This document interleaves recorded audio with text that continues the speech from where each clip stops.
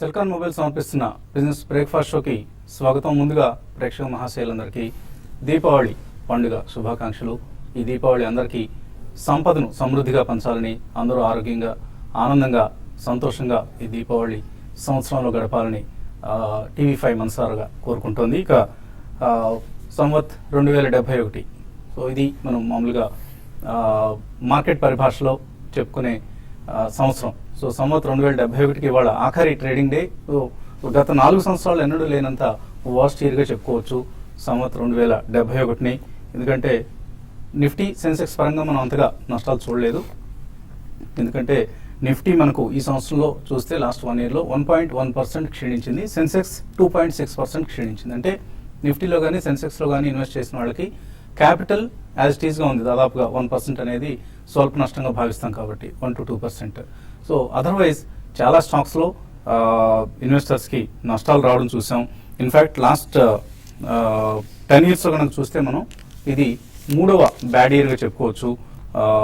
Markets third worst సంవత్ in a decade. అంటే last 10 ఇయర్స్లో ఒక 3వ వర్స్ట్ ఇయర్గా చెప్పుకోవచ్చు ఈ సంవత్సరాన్ని. సంవత్ అంటే సంవత్సరం అనుకున్నాం. సో సంవత్ 2071. సో 2% సెన్సెక్స్ క్షీణించిందని చెప్పుకున్నాం. ఇంతకుముందు మనం వర్స్ట్ ఇయర్స్ చూస్తే లాస్ట్ 2001 నుంచి చూస్తే 2002లో 4% క్షీణించింది సెన్సెక్స్ ఆ సంవత్సరంలో, ఆ ఏడాదిలో. అలాగే 2008లో 52%. That was of course Lehman crisis వచ్చిన సంవత్సరం కాబట్టి, గ్లోబల్ క్రైసిస్ ఆవిర్భవించిన సంవత్సరం అది. సో ఆ సంవత్సరంలో Sensex worst year in the last 10 years 52% క్షీణిస్తే 2011లో 17% క్షీణించింది సెన్సెక్స్. అండ్ ఆ తర్వాత 3 సంవత్సరాలు బాగుంది. 2012, 13, 14 3 సంవత్సరాలు చక్కగా ఉంది. ఇన్ఫ్యాక్ట్ 2014 మనకు సంవత్సరం 2070 మాత్రం ఎక్సలెంట్ ఇయర్గా చెప్పుకోవచ్చు. ఈ మధ్య కాలంలో 26% సెన్సెక్స్ నిఫ్టీలో రిటర్న్స్ ఇచ్చాయి. బట్ లాస్ట్ 1 ఇయర్ మాత్రం మనకు చాలా నెగిటివ్ రిటర్న్స్ వచ్చాయి. అంటే సెన్సెక్స్ పరంగా 2% నష్టమే కనిపిస్తున్నప్పటికీ పోర్ట్ఫోలియోస్లో చాలామంది ఎక్కువ మంది ఆధారపడే మిడ్ అండ్ స్మాల్ క్యాప్స్లో కొంత భారీ నష్టాలు చూసాం. యామ్టెక్ ఆటో లాంటి స్టాక్స్లో ఇన్వెస్ట్ చేసిన వాళ్ళు మేబీ 75% వరకు నష్టపోయిన సందర్భం ఉంది. అయితే అదే సమయంలో మిడ్ క్యాప్స్ అవుట్ పెర్ఫార్మ్ చేశాయి. ఇన్ఫ్యాక్ట్ మిడ్ క్యాప్ ఇండెక్స్ మనం చూస్తే లాస్ట్ 1 ఇయర్లో 19% పెరిగింది. సో మిడ్ క్యాప్ స్టాక్స్లో సెలెక్టివ్ స్టాక్స్ చాలా చక్కటి రిటర్న్స్ ఇచ్చాయి. ఫర్ ఇన్స్టాన్స్ బ్రిటానియా లాంటి స్టాక్లో మనం ఇన్వెస్ట్ చేస్తుంటే 123% రిటర్న్ ఇచ్చింది లాస్ట్ 1 ఇయర్లో. అలాగే అజంతా ఫార్మా, ఓకాట్, Ashok Leyland, or even Bajaj Finserv, SRF, Strides arc labs, BEL, Page industries, ఇటువంటివన్నీ కూడా ఎక్స్ట్రాడినరీ రిటర్న్స్ ఇచ్చాయి, నో డౌట్ ఇన్ దట్. కానీ అదే యామ్టెక్లోనూ మన వాళ్ళు ఎక్కువగా ఆశపడి పరుగులెత్తి ఇన్వెస్ట్ చేసే Unitechs, JP associates or even JSPL ఇటువంటి స్టాక్స్లో ఇన్వెస్ట్ చేసిన వాళ్ళకి మాత్రం ఎక్కువ మంది రిటైల్ ఇన్వెస్టర్స్ అట్రాక్ట్ అయ్యి ఏ స్టాక్స్ వైపు అయితే వెళ్తారో ఆ స్టాక్స్లో JMRలు, ల్యాంకోలు ఇవన్నీ పెన్ని స్టాక్స్గా మిగిలిపోవడం ఇవన్నీ కూడా మనకు మార్కెట్స్ సంబంధించి లాస్ట్ 1 ఇయర్లో హైలైట్స్గా చెప్పుకోవచ్చు. సో చాలా హోప్ ట్రేడ్తో ప్రారంభమైంది లాస్ట్ దీపావళి. అందరూ 10,000కి వెళ్ళిపోతుంది నిఫ్టీ అనుకున్న సమయం అది. కానీ ఎక్కడదక్కడే నిలిచిపోయి ఇన్వెస్టర్స్ నిరాశపరిచిన సంవత్సరం. అట్లీస్ట్ బీహార్ ఎన్నికల ఫలితాల ప్రభావం కూడా ఇక తగ్గుముఖం పడుతుంది. కాబట్టి ఈ సంవత్సరంలో అయినా 2072లో అయినా మార్కెట్స్ బాగా పెర్ఫామ్ చేయాలని కోరుకుందాం. అండ్ ఈ మార్నింగ్ మాత్రం మళ్ళీ SGX నిఫ్టీ మనకు నెగిటివ్ ఓపెనింగ్గా సూచిస్తోంది. ఆల్మోస్ట్ 1% నష్టంతో కనిపిస్తుంది SGX నిఫ్టీ. సో నిన్నటి షార్ట్ కవరింగ్ ర్యాలీ ఏదైతే ఉందో మళ్ళీ అది వాళ్ళ ఫిజిలౌట్ అయిపోయే అవకాశం కనిపిస్తుంది. సో మళ్ళీ మార్కెట్స్ నష్టాలతోనే ప్రారంభమై మరి ఆ నష్టాలు నిన్నట్లాగా రికవర్ అవుతాయా లేదా ఈ అంశాన్ని అనలిస్ట్ని అడిగి తెలుసుకుందాం. సో సంవత్సరం 2071 ఏడాది గడిచిపోయింది. అప్పుడే దీపావళి మనం మొన్ననే కూర్చొని మొదట స్పెషల్ షో చేసినట్టుగా అనిపిస్తుంది నాకు. సో ఈలోగా జరిగిన పరిణామాలు నెక్స్ట్ ఇయర్లో ఎటువంటి పరిణామాలకు దారితీస్తాయి అనుకుంటున్నారు? ప్రధానంగా మన ప్రేక్షకులందరికీ కూడా దీపావళి శుభాకాంక్షలు అండి. అండ్ మార్కెట్ పరంగా న్యూ ఇయర్ మనకి చాలా మందికి రేపటి నుంచి మొదలవుతుంది. కాబట్టి ఈ సంవత్సరంలో డెఫినెట్లీ మంచి లాభాలు చేకూరుతాయని చెప్పి మనం ఆశిద్దాం.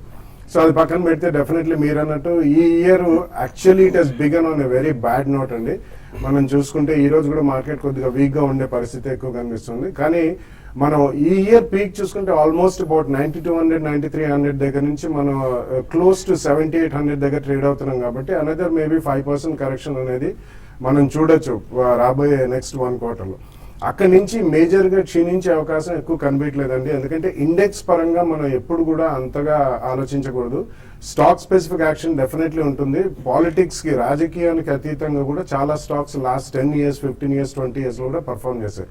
సో డెఫినెట్లీ మన ప్రేక్షకులందరూ కూడా కొద్దిగా అది గమనించి మంచి స్టాక్స్లో ఇన్వెస్ట్ చేసుకుంటే మధ్య మధ్యలో ఒడిదుడుకులు అనేవి తప్పకుండా ఉంటాయి. ఫ్రంట్ లైన్ స్టాక్స్ కూడా కరెక్షన్స్ ఉంటాయి, మిడ్ అండ్ స్మాల్ క్యాప్లో కూడా ఉంటాయి. కానీ డెఫినెట్లీ మంచి బిజినెస్ మోడల్, మంచి promoters and clean balance sheets ఉన్న కంపెనీస్ మాత్రం they will not be so much reactive to politics or even economics అనే చెప్పుకోవాలండి. ఎందుకంటే ఆ కంపెనీ వాళ్ళు వీటన్నిటిని రిస్క్ మేనేజ్మెంట్లో డెఫినెట్లీ పరిగణనలో తీసుకుంటారు. సో ఈ కారణం మూలానే డెఫినెట్లీ రాబోయే మేబీ 1-2 monthsలో మంచి ఆపర్చునిటీస్ ఎక్కడ వచ్చినా కానీ డెఫినెట్లీ కొద్దిగా కొనుక్కుంటే ఓవర్ ద నెక్స్ట్ 2-3 years, ఎందుకంటే మనం చాలా లాట్ ఆఫ్ నాయిస్ మనకి ఫైనాన్స్ మినిస్టర్ కానివ్వండి, ఇతరత్ర ఈవెన్ ఫారిన్ ఇన్స్టిట్యూషనల్ ఇన్వెస్టర్స్ కూడా మేజర్గా దీన్ని ఒక డిబాకిల్లా మనం తీసుకోకూడదు. Bihar election economy and macro economics కొద్దిగా ఫండమెంటలీ స్ట్రాంగ్ ఉండి మానిటరీ పాలసీస్ కొద్దిగా బాగుంటే మాత్రం డెఫినెట్లీ ఎక్కువ క్షీణత ఉండదని అంటున్నారు. కాబట్టి దాన్ని మనం definitely we should take it in to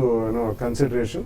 next 1 or 2 monthsలో వచ్చే ఆపర్చునిటీస్లో కొద్దిగా స్వల్పంగా ఇన్వెస్ట్ చేయాలి. మ్యూచువల్ ఫండ్స్ ద్వారా, ఎస్ఐపి ద్వారా డైరెక్ట్లీ మార్కెట్లో ఇన్వెస్ట్ చేసేవాళ్ళు తప్పకుండా నెక్స్ట్ 2-3 years వ్యూలో పెట్టుకుని కొద్దిగా some portion of their savings మాత్రం తప్పకుండా స్టాక్ మార్కెట్కి కేటాయించి మంచి లాభాలు చేకూరుతాయి అని చెప్పొచ్చండి. నెక్స్ట్ 2-3 yearsలో డీసెంట్ రిటర్న్స్ వచ్చే అవకాశం ఉంది. Because we're starting on a very weak note. So ట్రేడర్స్కి ఎటువంటి సలహా ఇస్తారు ఇవాళ ఇంట్రాడే ట్రేడింగ్లో? ముందుగా టీవీ5 ప్రేక్షకులకి దీపావళి న్యూ ఇయర్ శుభాకాంక్షలు అండి. అయితే మనకి లాస్ట్ నేను ట్రేడింగ్ రోజు కానీ చూస్తే లో నుంచి మంచి రికవరీ వచ్చింది. ఒక టైంలో మనకి సింగపూర్ నిఫ్టీ 180 points దాకా డౌన్ సైడ్ చూసాము. అయితే రికవరీ అనేది చాలా స్ట్రాంగ్ రికవరీ అని చెప్పొచ్చు. అయితే మళ్ళీ ఈ రోజు ఇంకొక గ్యాప్ డౌన్ ఈ రోజు గ్యాప్ డౌన్ గ్లోబల్ మార్కెట్స్ బాగుండకపోవడం. అయితే లాస్ట్ కొన్ని రోజులు కానీ చూస్తే ఎఫ్ఐస్ కంటిన్యూగా ఇండియన్ మార్కెట్లో సెల్లింగ్ చేస్తున్నారు. ముఖ్యంగా మనకి F&O డేటా కానీ గమనిస్తే ఈవెన్ నిన్నటి రోజు కూడా ఈవెన్ అంత రికవరీ వచ్చినా కూడా నిన్న కూడా F&Oలో కానీ చూస్తే ఫ్యూచర్స్లోను ఈవెన్ స్టాక్ ఫ్యూచర్స్, ఇండెక్స్ ఫ్యూచర్లోను కూడా హెవీ సెల్లింగ్ అనేది ఉంది. At the same time 8,100 and 8,000 call writing అనేది చూస్తున్నాం. అంటే నిఫ్టీ ఈ సిరీస్లో అక్కడ నుంచి పెద్దగా పెరగకపోవచ్చు అనే ఉద్దేశంతో ఉన్నారు. బట్ హెవీ షార్ట్స్ అనేది మార్కెట్లో ఉండడం అనేది కొంచెం పాజిటివ్ అని చెప్పొచ్చు. ఇటువంటి గ్యాప్ డౌన్స్ వచ్చినప్పుడు షార్ట్ కవరింగ్ వచ్చి మళ్ళీ మార్కెట్ ఒక రేంజ్ నుంచి పెద్దగా పడకపోవచ్చు. అయితే ఈ ఎఫ్ఐస్ సెల్లింగ్ ఉన్నంత వరకు మార్కెట్స్ మాత్రం వచ్చే కొద్ది రోజుల్లో కొంత నెగిటివ్ ఉండే అవకాశం ఉంది. ఈ లోపల గ్లోబల్ మార్కెట్స్ కొంత ఇంప్రూవ్ ఉంటే మాత్రం నిఫ్టీకి 7,800 దగ్గర బాటమ్ అవుట్ అయ్యే అవకాశం ఉంది. ఒకవేళ అది కానీ బ్రేక్ అయిందంటే ఫర్దర్ కూడా వీక్ కావచ్చు. బట్ ఈ రోజు మాత్రం ఓపెనింగ్ లోలో ఓపెన్ అవుతుంది కాబట్టి అక్కడ మళ్ళీ షార్ట్ సెల్లో పొజిషన్ తీసుకోవడం అంత మంచిది కాదు. కాబట్టి కొన్ని సెలెక్టెడ్ స్టాక్స్లో లాంగ్ పొజిషన్ తీసుకోమంటాను. నిన్న ఏదైతే బ్యాంక్ నిఫ్టీ అనేది మనం చూసాం, లో నుంచి దగ్గరగా 600 points దాకా రికవరీ వచ్చింది. 17,000 పైన సస్టైన్ అయితే అయింది. అయితే ఈ రోజు బ్యాంక్ నిఫ్టీ కొంచెం లోలో ఓపెన్ అవుతుంది కాబట్టి 16,800 ఆ లెవెల్కి వచ్చినప్పుడు బ్యాంక్ నిఫ్టీని బై చేసుకోమని చెప్తాను. అది కూడా ఇంట్రాడే కోసమే, పొజిషన్ క్యారీ కాదు. తర్వాత 1 or 2 స్టాక్స్ లైక్ ఏసీసీ ఒకటి కొంచెం ఈరోజు లో నుంచి రికవరీ కావడానికి అవకాశం ఉంటుంది. తర్వాత సిప్లా ఒకటి కూడా కొంచెం ఈరోజు లో నుంచి రికవరీ కావచ్చు. ఎల్ఎన్టీ కూడా ఈరోజు లో నుంచి రికవరీ కావచ్చు. జీటెల్ అది కూడా ఈరోజు కొంచెం పెరగడానికి అవకాశం ఉంది. ఇవన్నీ కూడా ఏంటంటే ప్రొఫెషనల్ ట్రేడర్స్ మాత్రమే చేయమని చెప్తాను. తర్వాత సెల్లింగ్కి ఎల్ఐసి హౌసింగ్ ఫైనాన్స్ హై లెవెల్లో సెల్ చేయమని చెప్తాను. తర్వాత ఏషియన్ పెయింట్స్ కూడా ఒకటి హై లెవెల్లో సెల్ చేసుకోవచ్చు. తర్వాత కమాడిటీ స్టాక్స్ కూడా ఈ రోజు కూడా ఇంకా వీక్ అయి ఉండే అవకాశం ఎక్కువ ఉంది. కాబట్టి ఈ విధంగా సెలెక్టెడ్గా ఉంటుంది. కానీ వచ్చే కొద్ది రోజుల్లో మాత్రం నిఫ్టీ 7,800 దగ్గరగా నాగితే మళ్ళీ నిఫ్టీకి 8,000 వరకు వెళ్ళే అవకాశం ఉంది. ప్రాబ్లీ నేను అనుకోవడం ఈ రోజు లాస్ట్ డే అనుకుంటాను అంటే కరెక్షన్కి. మళ్ళీ రేపటి నుంచి కొంచెం 7,800 ఆ లెవెల్లో కొంచెం మార్కెట్ స్టేబుల్ అయ్యి మళ్ళీ ఒక ర్యాలీ రావడానికి అవకాశం ఉంది. రేపు దీపావళి ఉంది కాబట్టి రేపు గ్యాప్ అప్ ఓపెన్ అవుతుంటుంది జనరల్గా మనకి. కాబట్టి ఈ రోజు క్లోజింగ్ బేసిస్లో లాంగ్ పొజిషన్ తీసుకోమని సజెస్ట్ చేస్తానండి. అలాగే ఇందాక మనం అనుకున్నాం క్యాపిటల్ ప్రిజర్వ్ అయింది ఈక్విటీస్లో ఇన్వెస్ట్ చేసిన వాళ్ళకి. But what about other asset classes?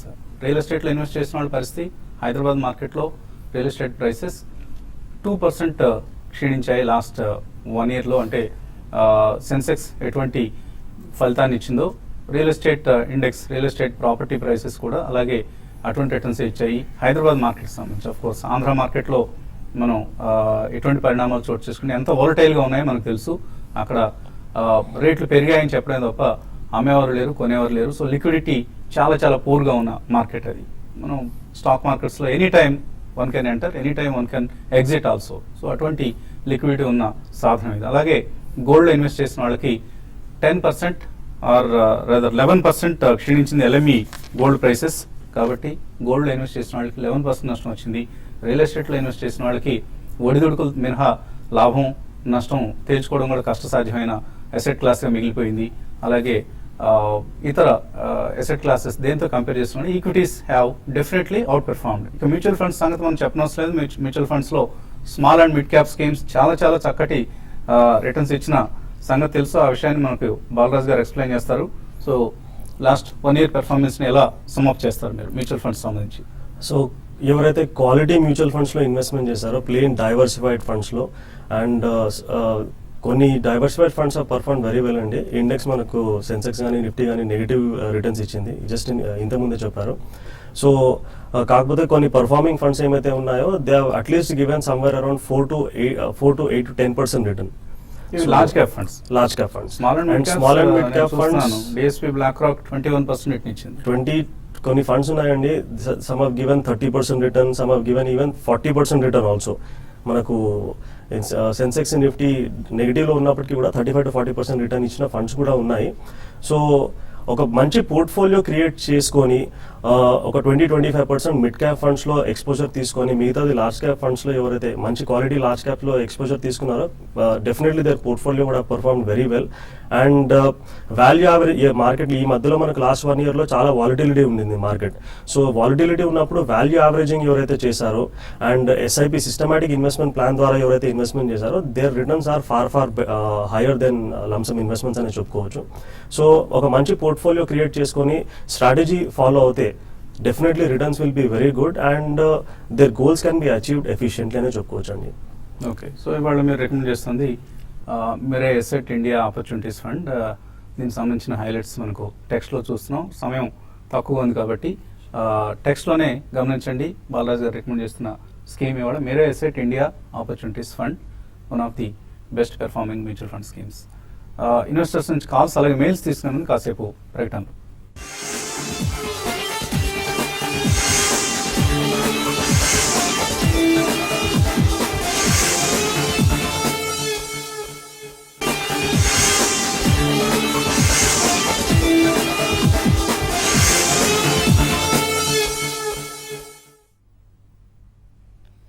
Celkon mobile సమర్పిస్తున్న బిజినెస్ బ్రేక్ఫాస్ట్ షోకి తిరిగి స్వాగతం.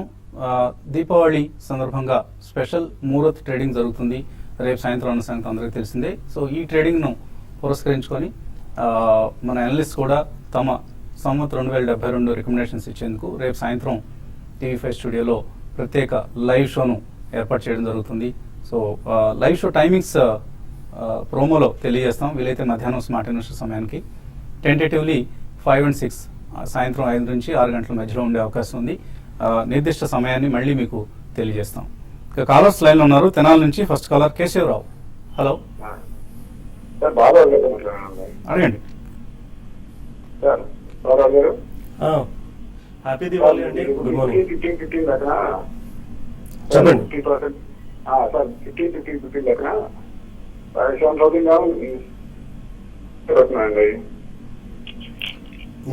ఆపోజిట్ ఫండ్ ఏమో 2000 అట్లా మ్యూచువల్ దేవస్థానం 95-96 fund 13,000 bank example US fund prime plus ఒక 1,000 రాస్తున్నానండి మ్యూచువల్ ఫండ్స్. నేను రీచ్ సరిపోతుంది 15 లెక్క. అంటే 15:15 రేషియో మనం సమ్మిట్లో మాట్లాడాము, గుంటూరులో అయిన సమ్మిట్లో. అంటే 15,000 రూపాయలు 15 సంవత్సరాలు మనం ఇన్వెస్ట్మెంట్ చేస్తే యావరేజ్గా మనకు 15% రాబడి వస్తే ₹1,00,00,000 జమ అవుతాయని చెప్పేసి మనము మాట్లాడుకున్నామండి. సో మీరు 7,000 or 7,500 ఇన్వెస్ట్మెంట్ చేస్తున్నారు. సో మీకు వీలైతే దాన్ని 15,000 వరకు ఇంక్రీజ్ చేసుకోండి. ఇంక్రీజ్ చేసుకుంటే మీకు యావరేజ్గా మనకు 15% రిటర్న్ వస్తే మాత్రం ₹1,00,00,000 జమ అవడానికి వీలవుతుంది. తర్వాత కాలర్ రంగస్వామి హైదరాబాద్ నుంచి. హలో సార్, ఇది జెనెక్స్ ల్యాబొరేటరీస్ తీసుకోవచ్చు సార్ లాంగ్ టర్మ్ లో? Genex laboratories? No, I don't cover that stock అండి. అంత పాపులర్ స్టాక్ లా లేదండి. జెనెక్స్ అంటే జెడ్ఈనా? Sir GE sir. GE. So Genex labs అనేది బీఎస్సీలో కూడా ఎక్కడ కనపడలేదు. సో ఎనివే ఏదైనా సమాచారం తెలిస్తే తప్పకుండా మీకు తెలియజేసే ప్రయత్నం చేస్తాం. తర్వాత కాలర్ లైన్లో ఉన్నారు. Hello hello hello sir. అడగండి. సార్ నేను బ్రిటానియా ఇండస్ట్రీస్ 2010లో 200 షేర్లు 455లో కొన్నాను sir. Very good. Okay, TV volume మీట్లో పెట్టండి. ఇప్పటికీ హోల్డ్ ఉన్నాయా లేదా ప్రాఫిట్ పెట్టుకుంటారా? ఫస్ట్ బ్రిటానియా ఇండస్ట్రీస్ ఆయన 400 రూపాయలు కొన్నారు, మంచి ఎప్రిసియేషన్ వచ్చింది. హోల్డ్ చేయొచ్చా, పార్షియల్గా అన్న ప్రాఫిట్ బుక్ చేసుకోవచ్చా? 200 కొన్నారు. మీకు డబ్బు అవసరం లేకపోతే డెఫినెట్లీ ఉంచమని చెప్తానండి. ఎందుకంటే బ్రిటానియా లాస్ట్ 1 year లో it's been outstanding performer. Even మన మార్కెట్లో కానివ్వండి, ఈవెన్ వాళ్ళ ప్రాఫిట్ లెవెల్స్ కానివ్వండి, ప్రాఫిట్ మార్జిన్స్ అన్ని కూడా భారీగా పెరిగాయి. వాళ్ళు చాలా అప్ మార్కెట్ సెగ్మెంట్లోకి వెళ్తున్నారు. Right from commodity based biscuits నుంచి up market segment. So definitely మీకు డబ్బు అవసరం లేకపోతే మాత్రం బ్రిటానియా కంటిన్యూ చేయండి. ఇంకో 3-5 years will get excellent returns. Last caller Rama Krishna జిల్లా నుంచి. హలో హలో, అడగండి రమా. హలో, నమస్తే అండి. నమస్తే, అడగండి. మరండి రిలయన్స్ స్మాల్ క్యాప్ ఉంటుంది నా దగ్గర. ఐసిఐసిఐ నుంచి ఒకటి, బిర్లా నుంచి, హెచ్డిఎఫ్సి నుంచి, యూటీఐ నుంచి, శాంతి నుంచి, ఈ 5 కంపెనీ నుంచి ఏ ఒక 5 రికమెండ్ చేయమనండి. మీరు కంపెనీలు ఎందుకు సెలెక్ట్ చేసుకుంటున్నారు? స్కీమ్స్ ఉన్నాయి, మంచి స్కీమ్స్ ఏవైనా అడగాలి. అదే సరే, అది తెలియక అడగటండి. Okay okay. So Reliance small cap decent perform చేస్తుందండి, మీరు కంటిన్యూ చేసుకోవచ్చు. కాకపోతే స్మాల్ క్యాప్ ఫండ్స్లో ఎవరైతే ఇన్వెస్ట్మెంట్ చేస్తారో చాలా హై రిస్క్ ఉంటుందండి స్మాల్ క్యాప్లో. ఆ రిస్క్ని తట్టుకోదలిస్తే you can definitely continue with that. So better get in to mid cap funds rather than small cap. So 5 funds కావాలంటున్నారు కాబట్టి you can look at ICICI Prudential value discovery fund, Birla sun life MNC fund, Mirae Asset India opportunities fund, UTI equity fund, Franklin India prima plus. ఈ 5 funds మీరు గమనించవచ్చండి. So 5 మీరు invest చేయదలుచుకున్న మొత్తాన్ని ఈక్వల్గా distribute చేసి invest చేయండి, తప్పకుండా మంచి రిటర్న్స్ వస్తాయి ఓవర్ ఏ లాంగర్ పీరియడ్. అలాగే ఆనందరావు అడుగుతున్నారు, Andhra bank, bank of Baroda, Bharat electrical, I think BHEL అనుకుంటాను, గ్రాన్యూల్స్ ఇండియా, మీక్ ఎలక్ట్రానిక్స్, షెకావతి పాలీ, NTPC, వీటిలో 5 నుంచి లాంగ్ టర్మ్ కోసం ప్రతి నెల 10,000 రూపాయలు ఇన్వెస్ట్ చేస్తారట, చేయొచ్చా? I don't think so, and it's not a great composition of portfolio. అంటే మీరు గ్రాన్యూల్స్ ఇండియా ఇస్ ఓకే అండి. BHEL కూడా ప్రాబ్లీ ఫ్రమ్ నవ్ ఆన్వర్డ్స్ కొంచెం ఇది ఉంటుంది. ఒక్క బ్యాంక్ చూస్ చేసుకోండి. So maybe private sector bank is slightly better than any public sector bank right no. So ఆ మూడిట్లో ఉండి ప్రాబ్లీ ఫార్మస్యూటికల్స్ అండ్ ఇన్ఫర్మేషన్ టెక్నాలజీలో ఒకటి maybe Zensar technologies, persistent systems, ఇటువంటి మిడ్ క్యాప్ చాలా మంచి పర్ఫార్మెన్స్ చూపిస్తున్నాయి. అండ్ నిష్ టెక్నాలజీస్ అటువంటిది ఒక దాంట్లో ఇన్వెస్ట్ చేస్తాం. సో మీరు Andhra bank, bank of Baroda కంటే Kotak bank or HDFC bank ఇటువంటి బ్యాంక్స్ని సెలెక్ట్ చేసుకుంటే డెఫినెట్లీ బెటర్ రిటర్న్స్ ఉంటాయి. లాంగ్ పీరియడ్ అంటున్నారు కాబట్టి డెఫినెట్గా స్టార్ట్ చేయండి ఇన్వెస్ట్ చేయడం. Banking, technology, pharma sectors growth next 2 to 3 years కోసం కార్తికేయ అడుగుతున్నారు. అప్ ట్రెండ్లో ఉంటాయా, డౌన్ ట్రెండ్లో ఉంటాయా, ఎలా ఉంటాయి అనుకుంటున్నారు? Banking, technology and pharma 2 to 3 years అంటే డెఫినెట్లీ బాగానే ఉంటాయండి. ఎందుకంటే మనకి ఒకవేళ ఇంట్రెస్ట్ రేట్స్ పెరిగితే మళ్ళీ ఇంకొద్దిగా రూపాయి క్షీణించే అవకాశం ఉంది. So information technology and pharmaceuticals 2 కూడా direct exposure to US dollar and America ఉంటాయి కాబట్టి బాగానే ఉంటాయి. బ్యాంకింగ్లో కొద్దిగా సెలెక్టివ్గా ఉంటుందండి. అంటే not all banks will perform. Banking and NBFCs reasonably మంచి, ఎందుకంటే ఆల్రెడీ లాస్ట్ 1.5 yearలో బీట్ అండ్ డౌన్ సెక్టర్ కాబట్టి డెఫినెట్లీ బాగానే ఉంటుంది. 2-3 years వ్యూ ఉంటే మాత్రం తప్పకుండా 3 సెక్టర్స్ బాగానే ఉంటాయండి. 50 సంవత్సరాలు గోపాల్ కోంపల్లి అడుగుతున్నారు. ఆయన వయసు 50 సంవత్సరాలు, 60 సంవత్సరాలకు రిటైర్ అవుతున్నారు.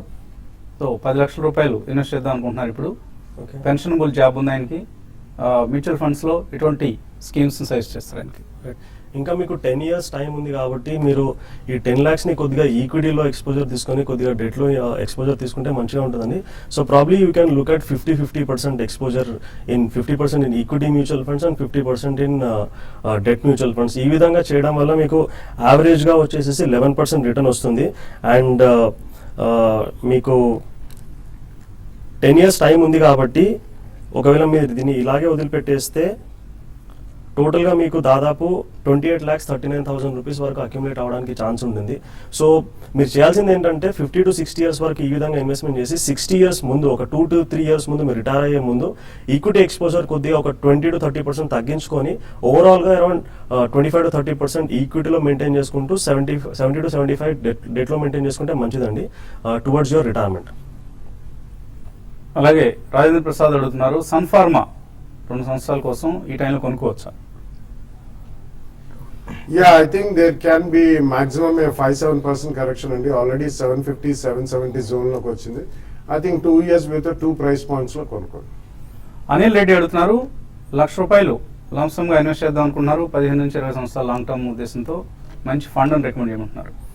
HDFC equity, ICICI Prudential, focused blue chip, ఈ రెండింటిని ఆయన సెలెక్ట్ చేస్తున్నారు, చేయొచ్చా? ఓకే, అమౌంట్ మొత్తము ఒకటే ఫండ్లో పెట్టకుండా అట్లీస్ట్ ఒక మీరు 2 fundsలో ఇన్వెస్ట్మెంట్ చేయండి. అండ్ స్పెషల్గా మీరు ఎస్ఐపి కూడా స్టార్ట్ చేసుకుంటే మంచిదే అండి. అండ్ ఓవరాల్గా మీరు ఇప్పుడు ₹1,00,000 ఇన్వెస్ట్మెంట్ చేసి అట్లీస్ట్ ఒక 20 yearsకి కనుక మీరు వదిలిపెడితే దాదాపు ₹16 లక్షల వరకు అయ్యే అవకాశం ఉంటుందండి. అండ్ దీనికి మీరు ICICI Prudential value discovery and Birla sun life MNC fund ఈ రెండిట్లో 50-50% స్ప్లిట్ చేసి ఇన్వెస్ట్మెంట్ చేయొచ్చు. కాకపోతే ఈ ₹1,00,000 ఒక 30,000 to 40,000 రూపీస్ మీరు ఇప్పుడు ఇమీడియట్గా ఇన్వెస్ట్మెంట్ చేసి మిగతాది ఎస్టీపీ రూట్ ద్వారా వచ్చే 3-4 monthsకి మీరు ఎస్టీపీ పెట్టుకుంటే మంచిదండి. చాలా మెయిల్స్ మిగిలిపోయాయి, కనీసం 50% కూడా చదవలేకపోయాం, సమయం కూడా మించిపోయింది. అండ్ ఇండిగో ఐపీఓ ఇవాళ లిస్ట్ కాబోతుంది. సో ఎటువంటి రేట్ దగ్గర లిస్ట్ కాబోతుంది, ఇది ఆసక్తిదాయకం ఇవాళ ట్రేడింగ్కి సంబంధించి. మధ్యాహ్నం స్మార్ట్ ఇన్వెస్టర్లు మళ్ళీ కలుద్దాం.